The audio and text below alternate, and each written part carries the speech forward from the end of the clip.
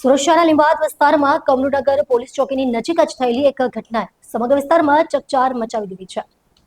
સગીર પુત્રી સાથે છેડતી બદલ પિતા દ્વારા ઠપકો આપવાને લઈને આરોપીઓએ પિતા અને તેના પિતરાઈ ભાઈની હત્યા કરી નાખી, જ્યારે એક અન્ય વ્યક્તિને ગંભીર ઈજા પહોંચી હતી। પોલીસે હત્યારાઓનું રિકન્સ્ટ્રક્શન કર્યું હતું। પ્રાપ્ત વિગતો મુજબ પીડિત પિતાએ પોતાની દીકરીની સાથે છેડતી કરનારાઓને પોલીસ ચોકી પાસે જઈને ઠપકો આપ્યો હતો, જેથી ગુસ્સે થયેલા આરોપીઓએ હુમલો કરી પિતા અને તેમના પિતરાઈ ભાઈનો ભરબપોરે ખૂન કરી નાખ્યું હતું।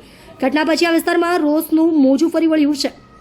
સ્થાનિકોએ ભારે ટોળું ભેગું કરી આરોપીઓના વાહનોની તોડફોડ કરી પોલીસ ઘટનાસ્થળે દોડી આવતા આરોપીઓ ભાગી છૂટ્યા હતા। જોકે પોલીસે ત્વરિત કાર્યવાહી કરી મુખ્ય આરોપી સહિત 5 લોકોની ધરપકડ કરી લીધી છે। હત્યા પાછળના અન્ય પાસાઓની પોલીસ તપાસ કરી રહી છે।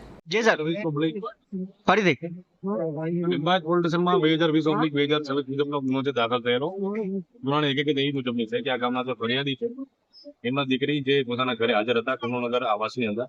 એ દરમિયાન વોટિંગનો દિવસ હોવાથી પૂરા પરિવાર વોટિંગ કરવા માટે ગયેલા। એ દરમિયાન દીકરી પોતાના ઘરે હાજર હોય એ દરમિયાન એમની બાજુમાં રહેતા આ ગામના જે આરોપી છે આરોપીનો સગીર ભાઈનો જે દીકરો છે એને આ કામના જે ફરિયાદી છે એમની દીકરીની છેડતી કરેલી।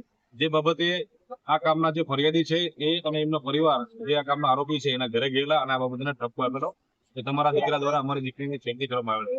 જે બાબતે બંને પક્ષ વચ્ચે રકાઝકી થતા અને બંને પક્ષ વચ્ચે ઝઘડો થઈ ગયેલો।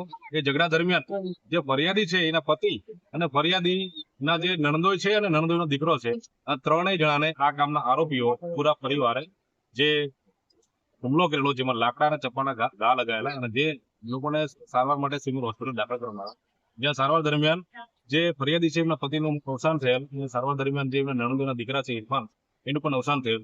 આ બનાવમાં ટોટલ 2 હત્યાના બનાવવામાં આવેલ છે અને આ કામમાં આરોપીઓની ધરપકડ કરવામાં આવે છે અને આ રોજ રિકન્સ્ટ્રક્શન બતાવવામાં આવે છે।